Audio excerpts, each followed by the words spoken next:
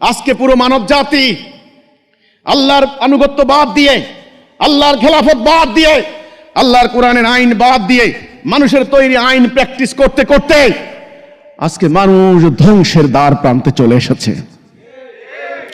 তাদের ঘরে শান্তি নাই, সমাজে শান্তি নাই, কোর্ট কাছারি আদালতে শান্তি নাই, তাদের রাজনীতিতে শান্তি নাই, তাদের শিক্ষা প্রতিষ্ঠানে শান্তি নাই, তাদের কোথাও শান্তি নাই, তাদের মনের ভিতরে শান্তি নাই।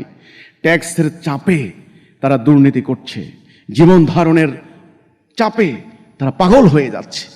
বাবা বিশ্বাস করছে না সন্তানকে, কারো মান সম্মান ইজ্জত নাই, সবাই দুর্নীতির মহা উৎসবে তারা মেতে উঠেছে।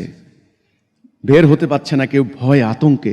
সন্ধ্যার পর কোনো মেয়ে বের হতে সাহস পায় না, একটা গাড়ির মধ্যে একটা নারী চলতে সাহস পায় না, একটা বাসে একা যদি কোনো একটা নারী হয় তার ইজ্জত হারিয়ে যাচ্ছে। এই রাস্তা ইবলিস মানব জাতিকে সেই দিকে নিয়ে যাচ্ছে।